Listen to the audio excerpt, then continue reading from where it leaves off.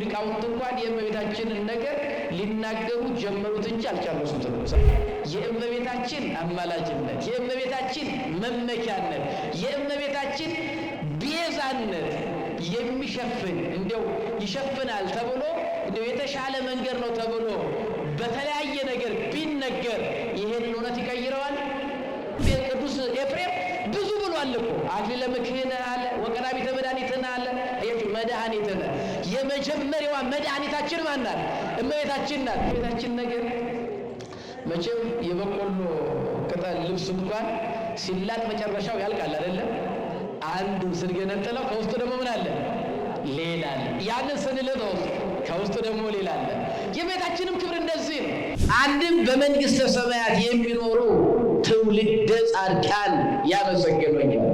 ብርቱ የሚሆነው እርሱ በእኔ ታላቅ ሥራ ሰርቷልና።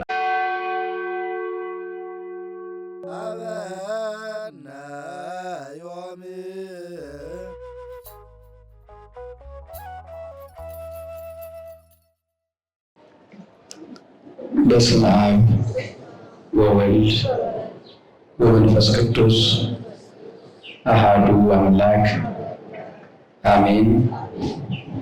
ክርስቶስ ተንሥአ እሙታን አሰሮ ለሰይጣን ሰላም ኮነ። በታላቅ ኃይልና ስልጣን ክርስቶስ ከሙታን መካከል ተለይቶ ተነሳ። ሰይጣንን አሰረው፣ አዳምንም ነፃ አወጣው። ከእንግዲህ ወዲህ ሰላም ሆነ። የተወደዳችሁ የልዑል እግዚአብሔር ቤተሰቦች፣ ከተለዩት መሃል የተለየች ከተመረጡት መካከል የተመረጠች በድንጋሌ ሥጋ በድንጋሌ ነፍስ በድንጋሌ ሕሊና የጸናች ንዕድ ክብርት የምትሆን የእናታችን የእመቤታችን የንጽሕተ ንጹሐን የቅድስተ ቅዱሳን የድንግል ማርያም የቃል ኪዳን ልጆች የሰማዕቱ የቅዱስ ቂርቆስ ወዳጆች ክቡራን ሊቃውንተ ቤተ ክርስቲያን አይንተ እግዚአብሔር አበው ካህናት ላይካነ ምስጢር ሐዋርያት መዘምራን መዘምራት በዚህ ዕለት የቤተ ክርስቲያንን ጥሪ ሰምታችሁ እግዚአብሔር የሚናገረውን ቃል ለመስማት የሚሰጠውን በረከት ለመቀበል በዚህ ጉባኤ መሃል የተገኛችሁ ምዕመናን ምዕመናት በአምላካችን በቅዱስ እግዚአብሔር ስም ሰላም እላችኋለሁ። እንደምን ዋላችሁ? ምስጋና የባህሪ ገንዘቡ የሚሆን የቅዱሳን አምላክ ቅዱስ እግዚአብሔር ብዙውን በደላችንን ተመልክቶ ሳያጠፋን ዕድሜ ለንስሐ ሰጥቶ ዳግም በቅድስናው ስፍራ ሰብስቦ ቅዱስ ቃሉን እንድንሰማ ክቡር ስሙንም ጠርተን እንድናመሰግነው ስለረዳን ስለማይነገር ስጦታው ክብር ምስጋና ለእርሱ ይሁን። ናሁ እምይእዜሰ ያስተበጽኡኒ ኩሉ ትውልድ እስመ ገብረ ሊተ ኃይለ አብያተ። ታላቅ ስራን በእኔ አድርጓልና ከዛሬ ጀምሮ ትውልድ ሁሉ ብፅዕት ይሉኛል። የሉቃስ ወንጌል ምዕራፍ 1 ቁጥር 48 ላይ የምናገኘው ኃይለ ቃል ነው። እመቤታችን የተናገረችው ሁልጊዜ በጸሎታችን መካከል ደጋግመን የምንለው የቅዱስ መጽሐፍ ክፍል ነው። የሉቃስ ወንጌል ምዕራፍ 1 ቁጥር 48 ላይ እመቤታችን ቅድስት ድንግል ማርያም ስትጸልይ ናሁ እምይእዜሰ ያስተበጽኡኒ ኩሉ ትውልድ፣ እነሆ ከዛሬ ጀምሮ ትውልድ ሁሉ ብፅዕት ይሉኛል። እስመ ገብረ ሊተ ኃይለ አብያተ፣ ብርቱ የሚሆን እርሱ በእኔ ታላቅ ስራ ሰርቷልና በጎ ስራ ሰርቶልኛልና። ትውልድ ሁሉ ብፅዕት ይሉኛል። የእመቤታችን በረከቷ በሁላችን ላይ ይደርብን። እንግዲህ ዛሬ ዕለቱ ሚያዝያ 21 የእመቤታችን መታሰቢያ በዓሏ ነው። በዚያው ላይ ደግሞ ዘመኑ ዘመነ ፋሲካ ነው። ስለዚህ ፋሲካ ክርስቶስ የተገኘው በእመቤታችን፣ ፋሲካችን ክርስቶስ ታርዷል የተባለው በእመቤታችን እና ዛሬ ስለ እመቤታችን እንማራለን። እግዚአብሔር አምላካችን የእመቤታችን በረከት በሁላችን ላይ እያሳደረብን ብርቱ የሚሆን እርሱ በእኔ ታላቅ ስራ ሰርቷልና ትላለች እመቤታችን። ትውልዱ ሁሉ ብፅዕት ይሉኛል። ብፅዕት የምትባልበትን ምክንያት ነው የነገረችን። ከዛሬ ጀምሮ ትውልድ ሁሉ ብፅዕት ይሉኛል አለች። መጀመሪያ ብፅዕት ትውልድ ሁሉ ያለችበት ምክንያቱን ሊቃውንተ ቤተክርስቲያን ሲያብራሩ እንግዲህ ወዲህማ በአንዱ በቅዱስ ገብርኤልና በአንዲቷ በቅዱስ ኤልሳቤጥ ብቻ ብፅዕት ነሽ ተብዬ ተመስግኜ እቀራለሁን? ትውልድ ሁሉ ብፅዕት ይሉኛል፣ አንድም ፍጥረት ሁሉ ብፅዕት ይሉኛል አለች። ይህ ትውልድ የሚለው ሲተረጎም ፍጥረት ተብሎ ይተረጎማል። ምን ተብሎ ይተረጎማል? ፍጥረት። ኦሪት ዘፍጥረት የሚለውን ኦሪት ዘልደት ነው የሚለው ግዕዙ። ኦሪት ዘልደት የሚለው ኦሪት ዘፍጥረት ነው። ስለዚህ ትውልድ ሁሉ ያለችው እመቤታችን ፍጥረት ሁሉ ያመሰግኑኛል፣ ፀሐይ፣ ጨረቃ፣ ከዋክብት ያመሰግኑኛል፣ እጽዋት ያመሰግኑኛል፣ አይባን ያመሰግኑኛል፣ ትውልድ ሁሉ ያመሰግኑኛል። አንድም ትውልደ ሴም፣ ትውልደ ካም፣ ትውልደ ያፌት ማለት ከነዚህ የወጣ ትውልድ ስለሌለ ሰው ሁሉ በንፍር ውሃ ከጠፋ በኋላ የቀረው ትውልድ የነዚህ ትውልድ ነው። አንድም በመንግስተ ሰማያት የሚኖሩ ትውልደ ጻድቃን ያመሰግኑኛል። የጻድቃን ትውልድ ያመሰግኑኛል፣ የኃጥአን ትውልድ አይደለም እና ያመሰግኑኛል አለ። እነዚህ ታዲያ ትውልደ ሴም፣ ትውልደ ያፌት፣ ትውልደ ካም፣ አንድም ትውልደ ጻድቃን፣ አንድም ፍጥረት ሁሉ የሚያመሰግኑበትን ምክንያት ስትናገር ምን አለች? እስመ ገብረ ሊተ ኃይለ አብያተ፣ ብርቱ የሚሆነው እርሱ በእኔ ታላቅ ስራ ሰርቷልና። በእኔ ታላቅ ምን ስራ ሰርቷል። እንግዲህ እግዚአብሔር ዓለምን ከፈጠረበት ጥበቡ ያዳነበት ጥበቡ ይበልጣል ተብሎ ይነገራል አይደለም? ዓለምን ሲፈጥር በቀላሉ ነው የፈጠረው። በጊዜ ብናየው 6 ቀን ነው የፈጀበት። ድካም የለው፣ ውጣ ውረድ የለው። እስመ ውእቱ ይቤ ወኮኑ ወውእቱ አዘዘ ወተፈጥሩ፣ እሱ ብሏልና ሆኑ፣ እሱ አዟልና ተፈጠሩ። ፀሐይና ጨረቃን ለመፍጠር ብዙ አልተንገላታም፣ አልወጣም፣ አልወረደም። አንድ ቃል ነው የተናገረው። ለያብርሁ ብርሃናት ውስተ ጠፈረ ሰማይ፣ ብርሃናት በሰማይ ላይ ያብሩ ሲል ፀሐይ፣ ጨረቃ፣ ከዋክብት በሰማይ ላይ ሰለጠኑ። እጽዋትን፣ አዝሪትን፣ አትክልትን ለመፍጠር ዶማ ይዞ አልቆፈረም፣ እርፍ ይዞ አላረሰም፣ አልተከለም። ቃል ብቻ ተናገረ። ለታውፅእ ምድር ኩሎ ዘርአ ወሐመልማለ፣ ዘይዘራ በበዘሩ ወበበነገዱ። ምድር በምሳር የሚታጨሩትን እጽዋት፣ በምሳር የሚቆረጡትን እጽዋት፣ በማጭድ የሚታጨሩትን አዝሪት፣ በጥፍር የሚለቀሙትን አትክልት ታውጣ ብሎ በተናገረ ጊዜ እነዚህም የምናያቸው እጽዋት በሙሉ በቀሉ። ስለዚህ እግዚአብሔር በመናገር በ6 ቀን ፍጥረትን ሁሉ ፈጠረ። በስንት ቀን? ታዲያ ሊቃውንት ምን ይላሉ? እግዚአብሔር ዓለምን ከፈጠረበት ጥበቡ ይልቅ ያዳነበት ጥበቡ ምን ይላል? ይበልጣል፣ ይደንቃል። ዓለምን ለማዳን፣ አዳምን ለማዳን፣ የረከሰውን ዓለም ለመቀደስ፣ የጠፋውን ዓለም ለማዳን ሲል ግን እግዚአብሔር ጎስቋላ ሰውነትን ተዋህደዋል። ሰው ሆኗል። ከሰማይ ሰማያት ወርዷል። ከድንግል ማርያም ተወልዷል። ደካማ ሥጋም ተዋህዷል። በእውነት የተናቀውን ነገር መርጠዋል። ጊዜም ስናይ 33 ዓመት ፈጅቶበታል እና ዓለምን ያዳነው በእመቤታችን ነው። በማን ነው? በወላዲተ አምላክ በድንግል ማርያም ነው ዓለምን ያዳነው እና እመቤታችን ቅድስት ድንግል ማርያም ታላቅ ስራን በእኔ ሰርቷል።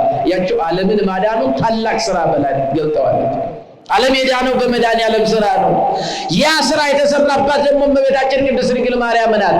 ወላዲተ አምላክ እማምላክ ድንግል ማርያም ዓለምን ለማዳን እግዚአብሔር ከሰማይ ሰማያት ሲወርድ በሷ ነው።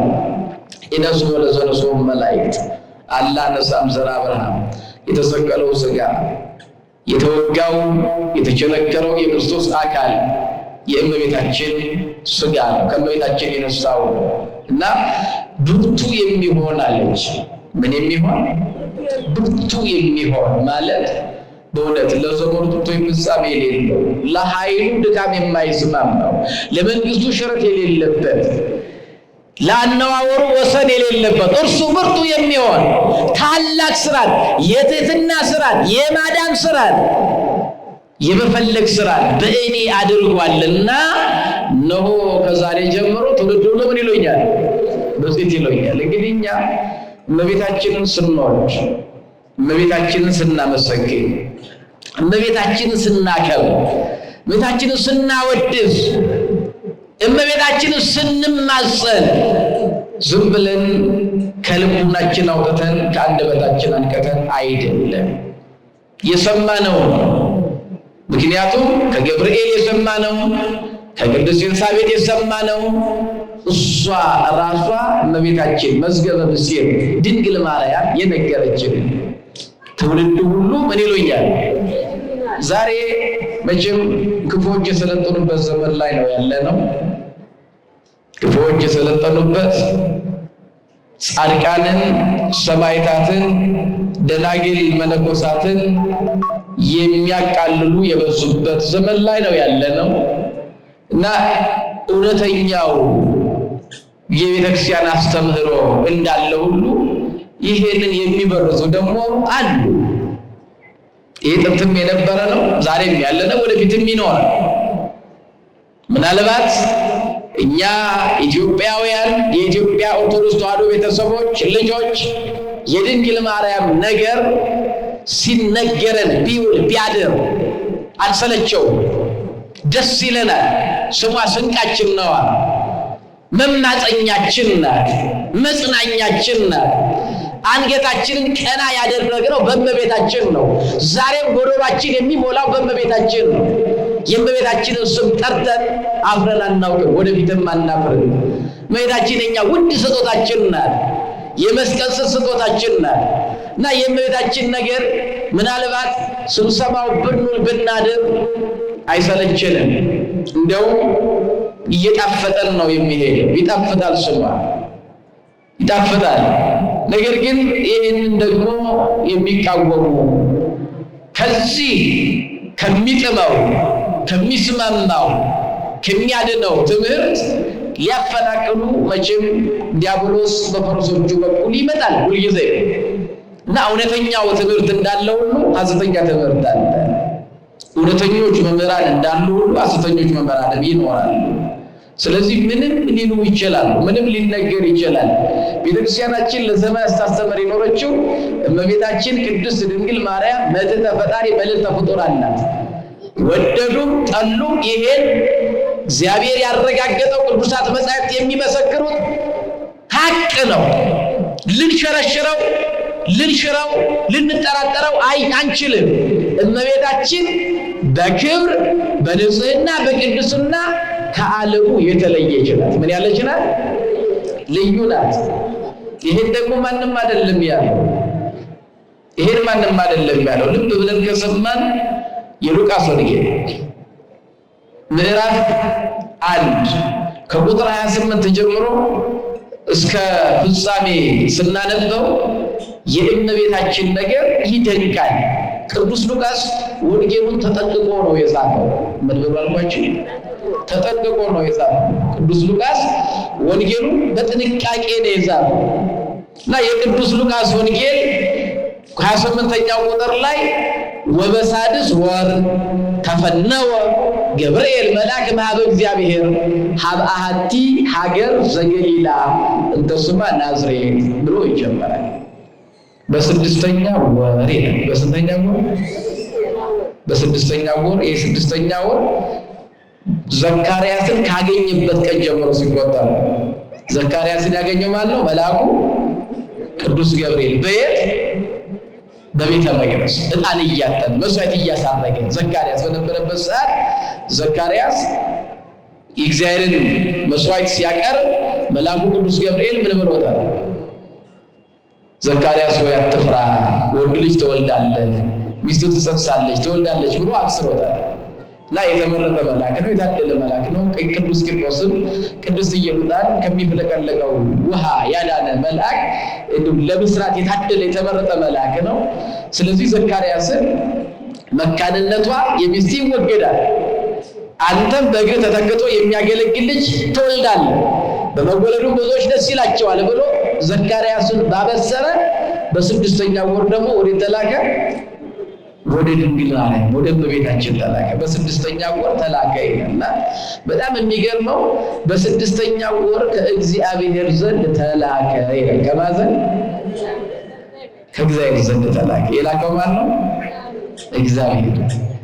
ወደ ተላከ ስንል ደግሞ ወደ አንዲት ድንግል፣ የድንግል ስም ማርያም ነበር ይላል። ወደ አንዲት ምን ድንግል፣ የድንግሊቱም ስም ደግሞ ማርያም ነበር ይላል። ስለዚህ በአጭር ቃል ማስመርና ማየት የሚገባን መልአኩ ቅዱስ ገብርኤል ወደ ድንግል ማርያም መጥቶ የሚነግራት ነገር በሙሉ የማን ቃል ነው? ከየት የመጣ ነው? ከሥላሴ ከእግዚአብሔር ዘንድ የመጣ ቃል ነው እንጂ መልአኩ ከልቡ አውጥቶ የተናገረው አይደለም። የእግዚአብሔርን ነገር ይቀጥላል። ቅዱስ ሉቃስ ተላከ ካለ በኋላ ቦአ መልአክ ሀቢሃ ይላል። መልአኩም ወደ እርሷ ገባ ይላል። መልአኩም ወደ እርሷ ምን አለ? ይሄንን በደንብ አስመራችሁ ይሉት ምን ማለት ነው? መልአኩ ወደ እርሷ ገባ ማለት አሁን እኛ ወደ ክርስቲያን ሰው ሲገባ እናያለን፣ ሲወጣ እናያለን። ሲገባ ገባ እንላለን፣ ሲወጣ ወጣ እንላለን ስለሚታይ። መልአክ ግን ገባ ወጣ ተብሎ በሰው ሊነገርለት ይችላል? ምክንያቱም ረቂቅ ነው። ረቂቁን መልአክ ገባም ወጣም ማለት አንችልም። መጽሐፍም ልማድ አይደለም። በመጽሐፍ ቅዱስ አጻጻፍ ላይ መልአክ ገባ ወጣ ተብሎ የተጻፈበት ቦታ ከሉቃስ ወንጌል በስተቀር የትም ቦታ የለም። በሉቃስ ወንጌልም ለእመቤታችን ሲሆን ብቻ ነው። እንግዲህ በእውነት የእግዚአብሔር መላእክት ለሰዎች ልጆች በተገለጡ ጊዜ ጸሐፊዎች ሲጽፉ የእግዚአብሔር መልአክ ታየ፣ የእግዚአብሔር መልአክ ተገለጠ ብለው ነው የሚጽፉት። ለምሳሌ የእግዚአብሔር መልአክ ለኢያሱ ታየው። ለማን? የእግዚአብሔር መልአክ ባየ ጊዜ ምን አለ መጽሐፍ ጸሐፊው ሙሴ ሲጽፍ የእግዚአብሔር መልአክ ለኢያሱ ተገለጠለት ይላል። ለማን ተገለጠለት? ለኢያሱ ተገለጠ፣ ለጌዲዮን ተገለጠ፣ ለሶምሶን ተገለጠ፣ ለበልዓም ተገለጠ፣ ለዳንኤል ታየው እየተባለ ይጻፋል። እዚሁ በስድስተኛ ከስድስት ወር በፊትም የእግዚአብሔር መልአክ ለዘካርያስ በመሰዊያው ቀኝ በኩል ታየው። ስለዚህ ሁለት ነገር ነው የሚጠቀሙት፣ ወይ ታየ ይላሉ ወይ ተገለጠ ይላሉ። ለእመቤታችን ሲሆን ግን ምን አለ? የእግዚአብሔር መልአክ ተላከ ካለ በኋላ መልአኩ ወደ እርሷ ገባ። ወደ እርሷ ምን አለ? ገባ ይላል። ለምንድን ነው ለእመቤታችን ሲሆን ገባ ያለው? ተገለጠም አላለም፣ ታየም አላለም። ለምን? መላእክት ከእመቤታችን ተሰውረው ስለማያውቁ። ያደገችው ቤት በቤተ መቅደስ፣ ያሳደጓት ማን ናቸው? መላእክት። ያቸው አሁን መላእክት ተገለጠላት ማለት አልፈለገም ቅዱስ ሉቃስ። ተገለጠላት እንዳይል እንዴ ያደገችው በቤተ መቅደስ አይደለም እንዴ? መላእክት ናቸው ያሳደጓት ይባል የለም እንዴ? እንዴት አሁን ታያ ተገለጠላት ይባላል የሚል ጥያቄ ሊነሳ ነው። ለምን? ያደገችው በቤተ መቅደስ ነዋ። ከመዝ ነበርኪ 10 ዓመተ እንዘ ተትናዘዝ ባበ መላእክት። ቅዱስ ያሬድ መላእክት እያረጋጉሽ በቤተ መቅደስ 12 ዓመት ኖርሽ ይላል። ማን እያረጋጋል? ስለዚህ አሁን ከመላእክት ጋር ኖራለች። መናዋም ህብስቷን እንዲሁ ምግቧን የሚመግቧት መላእክት ናቸው፣ የሚያረጋጓት መላእክት ናቸው እያል የእግዚአብሔር መልአክ ተገለጠላት ብንል ለእመቤታችን እንግዳ እንዳይሆን ነው። ስለዚህ ለዚህ ተጠንቅቆ ጻፈና ምን አለ? መልአኩ ወደ እርሷ ገባ ይላል። ገባ ያለው ለዚህ አለ። ወደ እርሷ ገብቶ ምን አለ? ያው ሁልጊዜ እንደምንሰማው አከታትሎ 4 ነገር ለእመቤታችን አቀረበላት። ቀርቦ ማለት ነው። ቀረበ ለማለት እኮ ቅዱስ ያሬድ ይላል ወንዘ ተፈትል ወርቀ ወሜላተ አስተርአያ ገብርኤል ግብተ ወርቅ ሐርና ወርቅ እያስማማች ስትፈትል ቅዱስ ገብርኤል ተነጋገራት ቀረባት ይላል። ቀረባት ተነጋገራት። ቀረበና ምን አለ? ደስተኛይቱ ሆይ ደስ ይበልሽ አላት። ደስተኛይቱ ሆይ ደስ ይበልሽ። አሁን በጣም ይገርማል። እኔ ቅዱስ ኤፍሬም ሶርያዊ ይደነቃል ይሄንን ሲናገር፣ የቅዱስ ገብርኤልን ነገር ሲናገር ሲተረጉም ሲያብራራ ደስተኛይቱ ሆይ ብሎ ነው የጀመረው። እኛ ብዙ ጊዜ ጸጋን የተመላሽ ወይ ደስ ይበልሽ ብለን እናልፈዋለን። ቅዱስ ገብርኤል ግን እንደዚህ አይደለም ያላት። ደስታን የተሞላሽ ደስተኛይቱ ሆይ ደስ ይበልሽ ነው ያለው። አያችሁ፣ ደስታን የተሞላሽ ደስተኛይቱ ሆይ ደስ ይበልሽ፣ ደስተኛይቱ ሆይ ደስ ይበልሽ ብሎ ነው የሄደው። የደስተኛይቱ ሆይ የሚለው ያለፈው ያጠይቃል። ደስ ይበልሽ ደግሞ ለወደፊቱ። አሁን ደስ ይበል የሚባል ለወደፊት ነው አይደል? ይሄን ደግሞ ለሰው ተብሏል። ተፈሳህ ወተሐሰይ ኦ ዘመነ ጓለሚያው፣ ሰው ሆይ ፈጽሞ ደስ ይበል። ሰው ሆይ ፈጽሞ ምን ይበል? እመቤታችንን ግን ደስ ይበልሽ ብቻ አይደለም የተባለው፣ ደስተኛይቱ ሆይ። እንግዲህ 5500 ዘመን በሰው ዘንድ ደስታ አልነበረም። ደስታ ከሰው ከራቀ፣ ሰው ከደስታ ከተለየ 5500 ዘመን ሆኖታል። መልአኩ ቅዱስ ገብርኤል እመቤታችን ባበሰረበት ወቅት ደስተኛ ሰው ፈልጎ ማግኘት አይቻልም። ለምን? ሰው ሁሉ በኃጢአት በመጣ ፍዳ፣ በኃጢአት በመጣ መርገም አዝኖ ተክዞ ነበር። እንደውም ቅዱስ ኤፍሬም ምን ይላል? በስመ ውዳሴ ማርያም በመጀመሪያው ክፍል ላይ ጌታ ልቡ አዝኖና ተክዞ የነበረ አዳም ነፃ ያወጣው ዘንድ ወደ ይላል። ልቡ አዝኖና፣ አሁን ነፃ ያወጣው አዳምን ብቻ ነው? በአዳም ሁሉን መናገር። ልቡ አዝኖና ተክዞ ማለት ልባቸው አዝኖ ተክዞ የነበሩ የሰው ልጆችን ነፃ ያወጣቸው ዘንድ ወደደ ማለት ነው። ምን ማለት ነው? በዚያን ጊዜ ሰው ሁሉ ሀዘንተኛ ነበር። ሰው ሁሉ ምን ነበረ? ዓለም በሐዘን በተዋጠበት፣ ሐዘን በሰው ላይ እንደ ግርዶሽ በሆነበት ዘመን እመቤታችን ብቻዋን ግን ደስተኛ ነበረች። ክብረ ምስጋና ለእመቤታችን ይሆንልን። ያ ማለት የሚያሳዝነው ሰውን ወደ ጥልቅ ሐዘን የሚከተው በደል፣ መርገም፣ ኃጢአት እመቤታችን እንዳለቃት ማረጋገጫው አንዱ ይሄ ነው።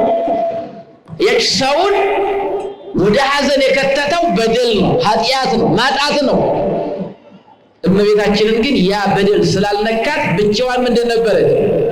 ደስተኛ። ስለዚህ መልአኩ ቀረበና ደስተኛይቱ ሆይ ደስ ይበልሽ አላት። እመቤታችን ቅድስት ድንግል ማርያም ተገረመች ይላል። ምን የሚሉት ምስጋና ነው አለች።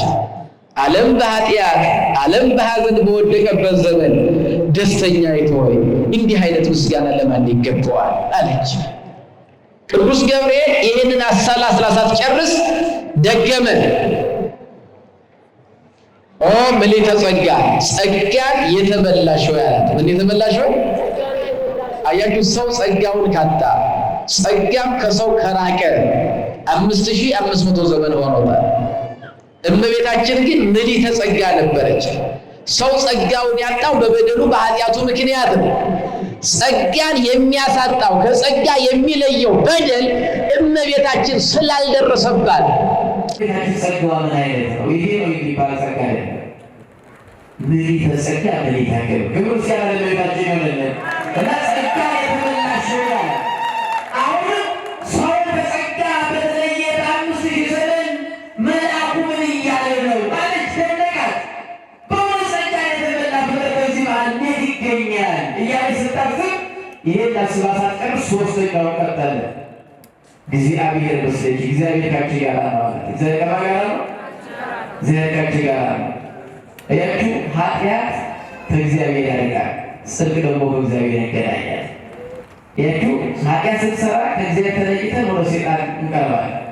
ጽድቅ ስትሰራ ደግሞ ከሰይጣን ተለይተን ወደ እግዚአብሔር እንቀርባለን። እና ሰዎች የሰው ልጆች በአንዱ በአዳም ምክንያት በገባው ኃጢአት ከእግዚአብሔር ተለይተው ነበር። ሰው ከእግዚአብሔር ርቆ ነበር። ለዚያ እመቤታችን ሰውንና መላእክትን ያስታረቀች፣ ሰውንና ሥጋን ሰውንና መላእክትን የታረቁት በእመቤታችን እና እግዚአብሔር ከአንቺ ጋር ነው አለ።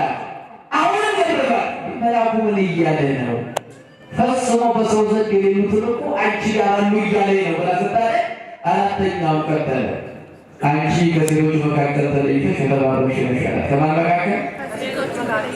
ይሄ ጊዜ ቀራች። የምታውቀው መልአክ የምትወደው መልአክ ንግግሩ አስደነገጣት ይላል ቅዱስ ሉቃስ ምን ይላል? ወርእያ ደንገጸትም ቃሉ ከአነጋገሩ የተነሳ ፈራች ይላል። ከምኑ የተነሳ? አሁን መልአኩን አልፈራችም። መልአኩ ሲገለጥላት አልፈራችም። ዘካርያስ እኮ ካህን ስለ እግዚአብሔር መላእክት ባህሪ ያውቃል። የእግዚአብሔር መላእክት ቤተ መቅደሱ እንደሚጠብቁ መስዋዕቱ እንደሚያሳርጉ ያውቃል። ነገር ግን የእግዚአብሔር መልአክ በተገለጠለት ጊዜ ፈርቷል። መልአኩም ዘካርያስ ሆይ አትፍራ ብሎ ነው የጀመረው ንግግር። እመቤታችን ግን መልአኩም ስታየው አልፈራችም፣ ሲያነጋግራትም አልፈራችም። አራተኛውን ሲነግራት ግን አዳምንና ሔዋንን በእባብ ተመስሎ ያሳተ ሰይጣን ዛሬ ደግሞ በማውቀው መልአክ ተመስሎ መጣብኝን ብላ ፈራች። ምን አለች? መልአኩ ሳይሆን ያስፈራት ምን ነው? ንግግሩ። ስለዚህ ቅዱስ ገብርኤል ምን አለ? ማርያም ሆይ አትፍሪ፣ ከእግዚአብሔር ዘንድ ጸጋን አግኝተሻልና አለ። ስሟን ጠራት። ስምን መጥራት ማረጋጋት፣ ፍርሃትን አርቆ መናገር ለመላእክት ልማድ ነው። ስለዚህ አትፍሪ፣ ከእግዚአብሔር ዘንድ ጸጋን አግኝተሻል፣ እነሆ ትጸንሻለሽ፣ ወንድ ልጅም ትወልጃለሽ፣ ስሙን ኢየሱስ ትይዋለሽ ብሎ እንደምትወልድ አበሰራት። አሁን አንድ ነገር የምታሰሙት ቅዱስ ገብርኤል መጨረሻ ንግግሩ ምን የሚል ነው? አንቺ ከሴቶች መካከል ተለይተሽ የተባረክሽ ነሽ የሚለውን ያዙ እና አበሰራት። ሲያበስራት ተረጋግታ ጥያቄ ጠየቀች ነው የሚለው። እፎኑ ይከውነኒ ዝንቱ ዘያምር በሴ፣ ወንድ ሳላውቅ ነገር እንዴት ይሆናል አለችው። ቅዱስ ገብርኤልም አብራርቶ ነገራት። የምትጸንሽው እግዚአብሔርን ነው አላት። የምትጸንሽው ማንን ነው?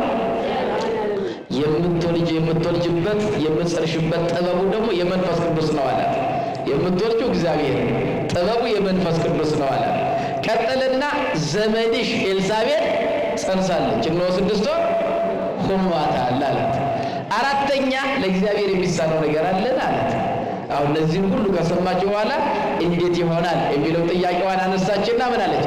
ይኩነኒ በከመ ትቤለኒ ነይ አመቱ ለእግዚአብሔር፣ እኔ ለእግዚአብሔር ባሪያው ነኝና እንደ ቃል ይሁንልኝ አለችው። ያን ጊዜ ሰማይንና ምድርን የፈጠረ ፈጥሮን በመሃል እጁ የያዘ መላእክት በፍርሃት በፊቱ ቆመው የሚያመሰግኑት በዓለሙ የመላ አካላዊ ቃል መድህን ዓለም ኢየሱስ ክርስቶስ ለመጸነስ ለመወለድ ከሰማይ ሰማያት ወርዶ በማኅፀኗ ተጸነሰ። ቅዱሳን መላእክትን በእመቤታችን ማኅፀን መጡ። ምስጋናቸውን ማመስገን ጀመሩ። ድንግልም ወደ ሆዷ ዘንበል ብላ ከሆዷ የመላእክትን ምስጋና ትሰማ ነበር።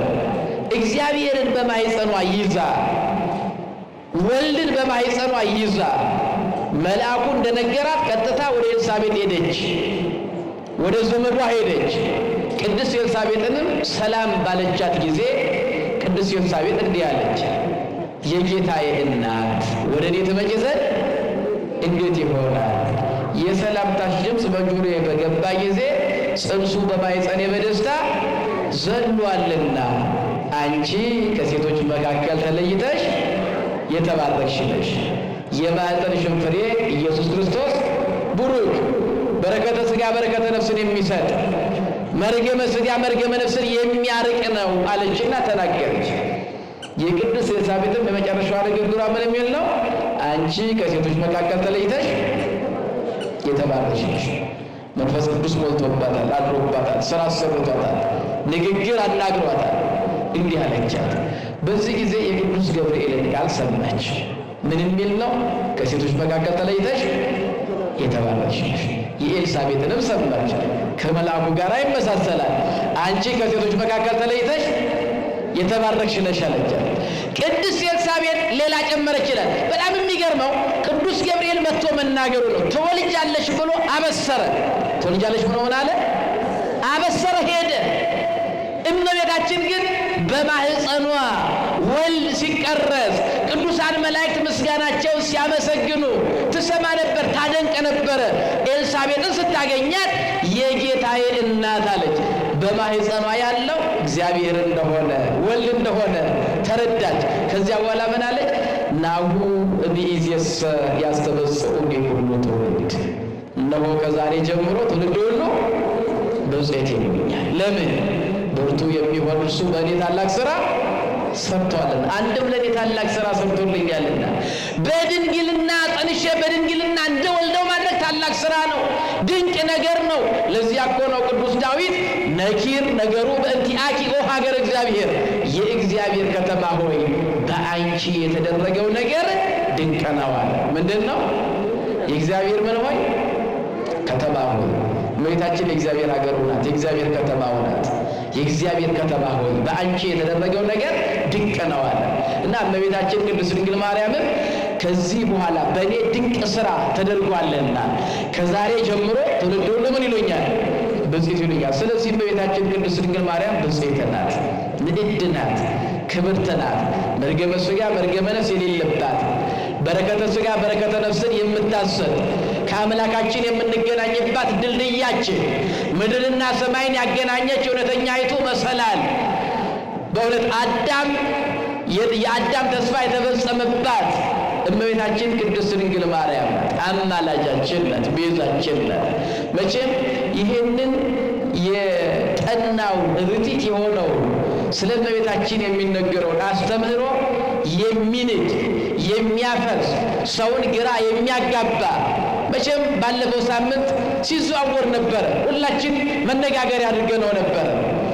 አንድ ነገር መረዳት ማወቅ የሚጠበቅብን ግን ከዚህም የከፋ ነገር ልንሰማ እንችላለን።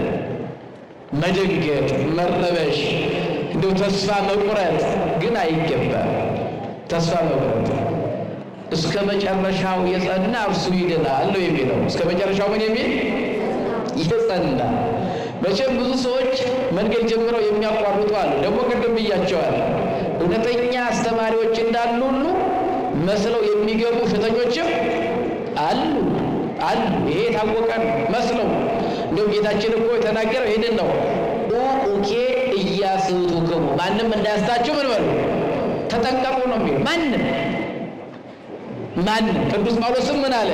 እኛ ከሰበክንላችሁ ወንጌል የተለየ የሚሰብክ የሰማይ መልአክ እንኳን ቢሆን ምን አትበሉ፣ አትቀበሉት። ማን ቢሆን እንኳን አሁን እኛ በቤታችን ቅድስት ድንግል ማርያም አማላጃችን ናት፣ መመኪያችን ናት፣ ቤዛችን ናት፣ መጠጊያችን ናት፣ የድነታችን ምክንያት ዲናችን ናት። በእውነት ከወደቅንበት የተነሳንባት ምርኩዛችን ናት። አይደለችም የሚል መልአክ እንኳን ቢኖር ምን አትበሉት፣ አትቀበሉት። ሱፍ የለበሰ ካባ የደረበ መስቀል የጨበጠ ገንዘብ ያለው እንዲያው የታወቀ ንጉሥ የሚፈራ የተከበረ አይደለም መልአክ እንኳን ቢሆን ምን አትበሉት፣ አትቀበሉት ነው የተባለ፣ የሰማይ መልአክ እንኳን ቢሆን። ስለዚህ እውነተኛው ትምህርት ይሄ ነው። ደግሞ እውነተኛውን ነገር ለመደበቅ የሚፈበረክ ውሸት እንዳለ እናውቃለን፣ የታወቀ ነው። ለምሳሌ ጌታችን አምላካችን መድኃኒታችን ኢየሱስ ክርስቶስ መነሳቱ የተረጋገጠ ነው። ሰምታችሁ ምን ማለቱ? መነሳቱ ማንም አይደለም፣ ከነ ጴጥሮስ ቀድሞ መነሳቱን ያወቁት አይሁድ ናቸው። ከዮሐንስ ከእመቤታችን ከ120 ቤተሰብ ቀድመው መነሳቱን ያወቁ እነማን ናቸው? አይሁድ። የሰቀሉት እንዳይነሳ መቃብሩን በድንጋይ የዘጉት እነሱ ናቸው መነሳቱን ያወቁት። ግን መነሳቱን እያወቁ ተነስቷል ለማለት አልደፈሩም። ለምን ተነስቷል ቢሉ ሕዝቡ ይቃወማቸዋል። ይሄንን ነው እንዲያርብ የተሰቀላችሁት ብለው ተመልሶ ጠላት ይሏቸዋል። ስለዚህ በተቻላቸው መጠን የክርስቶስን ትንሣኤ መደበቅ ፈለጉ። ምን ማለት መደበቅ ይቻላል? አይቻልም። አሁን በእውነት ሰረ ማርያም የሚባሉ የክርስቲያን ተቃዋሚዎች የሚባሉ እውነተኛውን ትምህርት ለመደበቅ ስንት ጥረዋል፣ ግን ችለዋል? አልቻሉም። ይደክማሉ እንጂ አይሆንም። እውነትን ደብቆ ማስቀረት አይቻልም። አይቻልም። እና የአይሁድ ቅዳሜ ዕለት ዓርብ ማታ ተቀብሮ ቅዳሜ ጠዋት አይሁድ ተማከሩ። የተማከሩት ምንድን ነው? እንግዲህ ከ3 ቀን በኋላ እነሳለሁ ሲል ሰምተነዋል። ምን ሲል ሰምተነዋል? ከስንት ቀን በኋላ? ከ3 ቀን በኋላ እነሳለሁ ሲል ሰምተነዋል። የተነሳ እንደሆነ ብዙ ጠላት ይነሳብናል። ስለዚህ እንዳይነሳ ህዝቡም በእኛ ላይ እንዳያምፅ የኛም የኋለኛው ሰታችን ከፊተኛው እንዳይከፋ መቃብሩ ይጠበቃል። መቃብሩ ምን ይበል እና 3 እርምጃ ላይ ወሰዱት አይሁድ። አንደኛ የመቃብሩ አፍ ላይ ለ50 እና ለ60 የሚነሳ ትልቅ ድንጋይ እንዲገጠም አደረገ። ሰው ነው የሚያነሳው። ሰምታችሁኛል?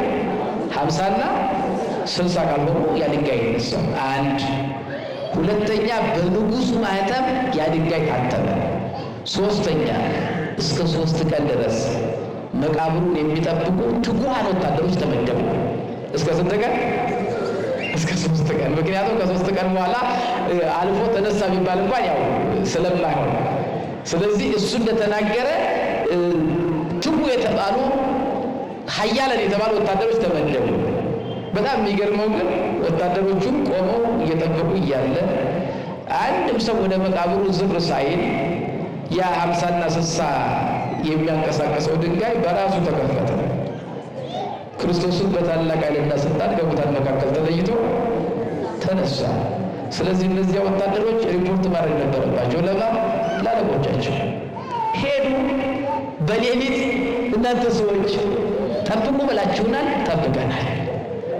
ማንም ሰው ወደዚህ ከመጣ ቅጡ ብላችሁን ነበር፣ የመጣ ሰው የለም። ማህተም አድርጋቸዋል፣ ታላቅ ድንጋይ ገጥማቸዋል። ነገር ግን ያ ሁሉ ልፋታችሁ ከንቱ ነው። እንዴት እንዳይነሳ ያላችሁን ተነስቷል። ምን ብሏል? በጣም ይገርማል። ከነ ጴጥሮስ ቀድመው እኮ ትንሣኤውን የመሰከሩት እነማን ናቸው? ወታደሮች። ተነስቷል አሉ። ስለዚህ እኛ ጠብቀን ማስቀረት አልቻልም። ድንጋዩ ከንቱ ነው፣ ማህተሙ ከንቱ ነው፣ የእኛ መቆም ከንቱ ነው። እሱ ተነስቷል አሏቸው። ምን ይበሉ? ምን ያወሩ? ስለዚህ ያላቸው አማራጭ አንድ ብቻ ነው፣ ትንሣኤውን ማስተባበል። ምን ማለት? ይህ ትንሣኤውን ለማስተባበል ደግሞ ያላቸው አማራጭ እነዚያ ወታደሮች ናቸው። ስለዚህ ምን አሉ? ለእኛ የነገራችሁን ለማንም እንዳትናገሩ፣ ያያችሁትን እንዳትናገሩ። እንዴ ታዲያ ምን እንበል? እናንተ የምትሉትን እንነግራቸዋለን። እኛ ተኝተን እያለ ደቀ መዛሙርቱ ሌሊት መጥተው ሰረቁት ብላችሁ አውሩ። ይሄ በገዢው ዘንድ ከተሰማ እኛ ነገራችሁን እናጠናክርላቸዋለን፣ እናጠናላቸዋለን። ከእናንተ የሚጠበቀው ወደ ከተማ ሄዳችሁ ምን ማለት ነው? እኛ ተኝተን ባለንበት ደቀ መዛሙርቱ መጥተው ምን አሉት? ይህችን ብቻ ተናገሩ፣ ሌላውን ለእኛ ተውት አሏቸው። ይሄ እኮ ያስቀጣናል አሉ። አይ ግድ የለም እኛ አለን፣ ደግሞ ገንዘብ እንሰጣቸዋልና ገንዘብ ሰጧቸው። ስለዚህ ወጡና እነዚህ ወታደሮች ምን አሉ? እኛ ተኝተን ባለንበት ወቅት ደቀ መዛሙርቱ መጥተው ምን አሉት? ሰረቁታል። ውሸት ነው ማለት ነው? ውሸት ነው አይደለም? ደቀ መዛሙርቱ መጥተዋል? አልመጡም። ወታደሮች ተኝተዋል? አልተኙም። ቅዱስ ማቴዎስ ቢላል እስከ ዛሬ ድረስ በአይሁድ ዘንድ ይሄ ነገር ሲነገር ይኖራል አለ። ዛሬም ያሉ ተረፈ አይሁዳውያን ያው በኢየሩሳሌም ያሉ ዛሬም ክርስቶስ እንዴት ነው ቢባል ተሰርቋል ነው የሚሉት። እስከ ዛሬ ሲወራ ይኖራል። ተነሳ የሚል ሰው የለም፣ ውሸት ነው። አሁን ቅዱስ ዮሐንስ አፈወርቅ የተባለ ሊቅ ይህን ሲተረጉም ምን ይላል? እኛ ተኝተን ሳለ ደቀ መዛሙርቱ ሌሊት መጥተው ሰረቁት የሚለውን ሲተረጉም ምን ይላል? ይህ ንግግር መንፈስ ቅዱስ ባወቀ እግዚአብሔር ያናገራቸው ነው ይላል። ማን ያናገራቸው? ምክንያቱም አንደኛ ሰረቁ የተባሉት እነማን ናቸው? ደቀ መዛሙርት። ስንት ነው ቁጥራቸው? 11 ናቸው። ይሁዳ የለም፣ ይሁዳ የለም፣ 11 ናቸው። ድንጋዩን 11 ሰው ሊያነሳው ይችላል? አይችልም። ስለዚህ ውሸት መሆኑ በዚህ ይታወቃል። 11 ሆነው ለ50 እና 60 የሚነሳውን ድንጋይ አንከባለዋል መባሉ ውሸት መሆኑ እንዲረጋገጥ ነው። ሁለተኛው እነዚያ ወታደሮች ምን ሆነን ነው ተሰረቀ የተባለ? ተኝተን። የተመደቡት እንዲተኙ ነው እንዲጠብቁ? መቼም ተኝተናል ካሉ የሚጠብቃቸው ስቅላት ነው፣ ሞት ነው። የመንግስትን ትእዛዝ ነው ያፈረሱት። ስለዚህ የእነሱ ተኝተናል ሲሉ ለምን ተኛችሁ ብሎ የጠየቃቸው አንድም ሰው የለም። ለምን? ውሸት ነዋ። ስለዚህ ይሄ ተኝተን ነበር ማለታቸው በራሱ ውሸት ነው። ሌላው የተኛ ሰው ለምስክርነት ይበቃል? በቃ ተኝቻለሁ እንቅልፍ ይዞኛል ካለ ተሰረቀም ተነሳም ማለት አይችልም፣ ውሸት ነው። እና ቅዱስ ዮሐንስ አፈወርቅ ይሄንን ያናገራቸው መንፈስ ቅዱስ ነው ይላል። ውሸታቸው እንዲጋለጥ ወይም የክርስቶስ ትንሣኤ እንዲረጋገጥ እውነት መሆኑን እንዲያስረዳ ነው ይላል። ለሐምሳ የሚነሳውን ድንጋይ 11 ሰው አነሱት ማለታቸው፣ መተኛት ወንጀል በሆነበት ሰዓት ላይ ተኝተን ነበር ማለታቸው፣ እንደገና ተኝተን እንቅልፍ ይዞናል ካሉ በኋላ ደግሞ ደቀ መዛሙርቱ ናቸው የሰረቁት ብለው የተኛ ሰው ለምስክርነት የማይበቃ ሆኖ ሳለ እንዲህ መናገራቸው ውሸት መሆኑን ያረጋግጣል። እነሱ እንዲህ አሉ እንጂ ክርስቶስ ግን ከመነሳቱ ቀርቷል? የክርስቶስ ትንሣኤ መሰበኩ ቀርቷል? ቅዱሳን ሐዋርያት በይሁዳ ምትክ ማትያስን ሲሾሙ ምን አሉ መሰላቸው? ከእነዚህ ከሁለቱ መካከል አንዱ ከእኛ ጋር የትንሣኤው ምስክር ሊሆን ይገባል አሉ። የምኑ ምስክር? አሁን ትንሣኤውን ስላስተባበሉ የክርስቶስ ትንሣኤው መሰበኩ ቀረ?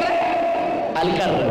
ስለዚህ ዛሬም የእመቤታችን አማላጅነት፣ የእመቤታችን መመኪያነት፣ የእመቤታችን ቤዛነት የሚሸፍን እንደው ይሸፍናል ተብሎ እንደው የተሻለ መንገድ ነው ተብሎ በተለያየ ነገር ቢነገር ይሄንን እውነት ይቀይረዋል?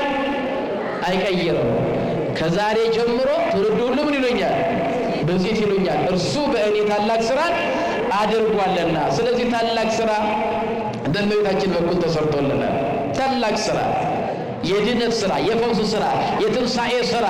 እንከሰ ኢንወርድ ታሕተ አላ ንተልዎ ለዘፈጠረነ። እንግዲህ ወዲህ ወደ ሞት፣ ወደ መቃብር፣ ወደ ክህደት ወርደን አንቀርም። የፈጠረንን እንከተለዋለን። ስለዚህ እመቤታችንን ማመስገናችን ይቀጥላል። እውነተኛው የቤተክርስቲያን ትምህርት ይቀጥላል። ስለዚህ የእመቤታችን ነገር በእውነት እንደዚህ እንደው በደካሞች በእኛ አንደበት ተነግሮ የሚያበቃም አይደለም። የበቁ የነቁ የተቀደሱ ከእግዚአብሔር ጋር ትስስር የነበራቸው እውነተኞቹ ሊቃውንት እንኳን የእመቤታችንን ነገር ሊናገሩ ጀመሩት እንጂ አልጨረሱትም። ሰምታችሁኛል? ኧረ እንደው እንዲህ አይባልም የሚባል አይደለም። የእመቤታችን ነገር እንዲህ ነው እንዲያ ነው የሚባል አይደለም። ብዙ ሊቃውንት ጀምረውታል። ለምሳሌ ለቅዱስ ኤፍሬምን እናስባቸው። ቅዱስ ኤፍሬም እመቤታችን አመስግነኝ ስትለው ተጨነቀ፣ አወረደ፣ አሰበ። እመቤታችን ስንት ዓመት ነው በምድር ላይ የኖረችው? 64። ስለዚህ ስንት ውዳሴ ላዘጋጅላት አለ? 64። በእድሜዋ ልክ እኮ ነው። ለ64 ዓመቷ አንዳንድ አዘጋጀና 64ኛውን ሲል ግን ተሸነፈ። ምን አለ? ለምን መሰላችሁ? የእመቤታችን ነገር መቼም የበቆሎ ቅጠል ልብስ እንኳን ሲላጥ መጨረሻው ያልቃል አይደለም? አንዱን ስንገነጥለው ከውስጡ ደግሞ ምን አለ? ሌላ አለ። ያንን ስንልጠው ከውስጡ ደግሞ ሌላ አለ። የእመቤታችንም ክብር እንደዚህ ነው። እኛ ንጽሕና ቅድስና ካለን እመቤታችንን በአግባቡ ከቀረብናት፣ ከወደድናት፣ ካመሰገንናት አንዱ ነገሯ አስደንቆን ሳያበቃ ሌላኛው ነገር ደግሞ ይገለጣል። እኛ መጸለይ፣ እመቤታችንን መውደድ፣ እመቤታችንን መቅረብ ካላቋረጥን እግዚአብሔርም የእመቤታችንን ክብር ቀስ እያለ ይነግረናል። ሲገለጥልን እየተደነቅን ሄድና መጨረሻ ላይ ምን ቆመው በምንድን ነው ስንል አናውቃትም። እመቤታችንን ጨርሰን አናውቃትም። በቃ ተሸንፈን እንተወዋለን። እና ቅዱስ ኤፍሬም ብዙ ብሏል እኮ አክሊለ ምክህነ አለ፣ ወቀዳሚተ መድኃኒትነ አለ።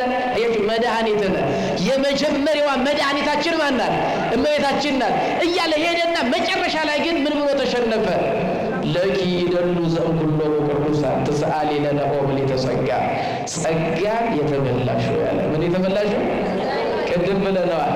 መወደድ አንድ ጸጋ ነው። መፈራት አንድ ጸጋ ነው። ማማለድ ሌላ ጸጋ ነው። ማስታረቅ ሌላ ጸጋ ነው።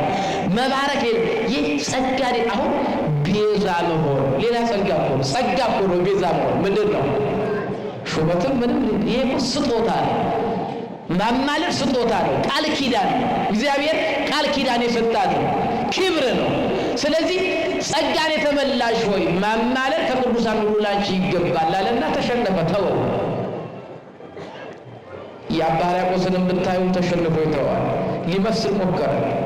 የሙሴ በትር ነሽ፣ የአብርሃም ድንኳን ነሽ፣ የእንዲህ ነሽ ምን ሲቆይና መጨረሻ በምድር አምሳለ በምን አስተመስለኪ በቃ ተሸነፈ። እግዚአብሔር አሸናፊ ይባላል። ቅዱስ አባ ጊዮርጊስ ዘጋስጫ እግዚአብሔር ምን ይባላል? አሸናፊ ነው አይደለም? ቅዱስ ቅዱስ ቅዱስ እግዚአብሔር ጸባዖት የሚለው አሸናፊ እግዚአብሔር ነው የምንተረጉመው። ምን እመቤታችን ስናመሰግንስ የአሸናፊ የእግዚአብሔር እናት ነው። የማን የአሸናፊ አሸናፊ የተባለው ማለት ነው። እግዚአብሔር እኮ አሸናፊ ነው ማለት እንደው ተዋግቶ ተደባድቦ አይደለም። በቃ እግዚአብሔርን እንወቅህ እንመርምር ባሉት ጊዜ አይደርሱበትም፣ ተሸንፈው ያቆማሉ። በቃ ስንመረምረው እንወቅ ብንለው አንዱ ሲገለጥልን መቼም ጥቂት ጸጋ ስናገኝ ይሄ ጸጋ ይጨመራል፣ እስከ 10ኛው ማድረግ ይኬዳል እና መጨረሻ ላይ ግን የሚቆመው የሚቋጨው በመሸነፍ ነው። በምንድን ነው? ስለዚህ እግዚአብሔር አሸናፊ እንደሆነ ሁሉ እመቤታችንም የአሸናፊ እግዚአብሔር እናት አሸናፊ ናት። ተሸንፎ ማቆም ነው። ስለዚህ ቅዱስ አባ ሕርያቆስ ምን አለ? በማን እንመስልሻለን? ተሸነፈ ማለት ነው። ሌላ ደግሞ ከዚህ ከፍ ያለ ደግሞ ነኝ መልክአ ማርያም ሁሉ ጊዜ ጸልያል አይደለም?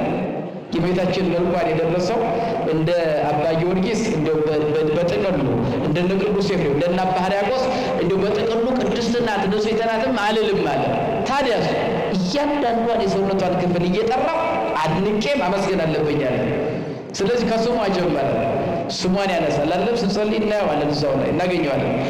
ሰላም ሰላም ለዝክረ ስምኪ ይብልና ይጀምራል። ከዛ ራሷን ያነሳል፣ የራስ ቅሏን፣ ከዚያ ቀጥሎ ጸጉሯን፣ ከዚያ ፊቷን፣ ከዚያ በእውነት ቅንድቧን፣ ከንፈሮቿን፣ አፍንጫዋን እያለ ይቀጥላል። ከዚያ ደግሞ የሚታየውን የላይ አካል ሲጨርስ ደግሞ ሰላም ለናዋየ ውስጥኪ ይላል። ደግሞ ለውስጥ አካልሽ ይላል እና ይህን ሁሉ ሲል ሲያደንቅ ሲያመሰግን ይሄድና መጨረሻ ሲጨርስ ግን ተሸንፎ ጨርሰዋል። ምን ብሎ በጽሒፍ ኢይፌጽሞ ለስብሐትኪ እንግዳ እመኮነ በግርሜ ስፋ ምድር ሰሌዳ። የመጨረሻው የመልክአ ማርያም የመጨረሻው ክፍል ምን ይላል? በጽሒፍ ኢይፌጽሞ ለስብሐትኪ እንግዳ፣ እንግዳ የሆነውን ምስጋናሽን ጽፌ መጨረስ አልችልም። ምን የሆነውን ምስጋናሽን አለ? እንግዳ የሆነውን ምንሽን? እንግዳ የሆነውን ምስጋናሽን የሰማይ ስፋቱ የምድር ስፋቱ ሰሌዳ ቢሆን እንኳን ጽፌ መጨረስ አልችልም ማለት። ለምን? አንዱን አድንቆ አመስግኖ ሳይጨርስ ሌላኛው ይገለጥለታል፣ ያን ሳይጨርስ ሌላ ይገለጥለታል። እንደውም መጨረሻ ላይ ምን አለ? እዚሁ ላይ ነው። ከዚሁ አስከትሎ ሰማይና ምድር እንደ ወረቀት፣ ውሆች እንደ ቀለም፣ እጽዋት እንደ ብዕር ቢሆን ጽሒፈ ውዳሴኪ እምኢሃልቀ ሶበ ኮነ ጥቀ ዝናመ ክረምት ቀለመ ወሰማይ ረቀ። ድንግል ሆይ ሰማይና ምድር ወረቀት ቢሆን፣ የውቅያኖስ ውሃ ቀለም ቢሆን፣ እንጨቶች ብዕር ቢሆኑ ያንቺን ምስጋና ጽፎ መጨረስ የሚቻለው ማንም የለም ማለት እየተገለጠ ነው የሚሄደው። አንዱ ስናየው አንዱ አሁን እኛ በትንሹ አኩሩ መቼም እኛ የምናውቀው የእመቤታችን በጣም በጥቂቱ ነው። የእመቤታችን አንዱን እናነሳና እንዲሁ አማላጅ እመቤታችን ለዚህ ይሄን አድርጋለኝ ይሄን አድርጋለኝ ይላል። ደግሞ እኛ እኮ በቅን ጎዳና ሄደን በሚገባው መንገድ ብንቀርባት ከዛ የሚበልጥ ነው የምናየው። ያን አድንቀን ሳንጨርስ ሌላ። ስለዚህ አያልቅም ነው። እንደው ዝም ብለው ዛሬ ዘመነኞቹ እንደሚሉት እንደው እንዲህ ነው ተብሎ የሚተው አይደለም። በአጭሩ እመቤታችን ታላቅ ስራ በእኔ ያደርጓልና ከዛሬ ጀምሮ ትውልድ ሁሉ ምን ይሉኛል? በዚህ ይሉኛል። እመቤታችንን አመስግነን ብፁዓን ለመባል እግዚአብሔር ያውቃል። ይቆየን። አበነ ዮሚ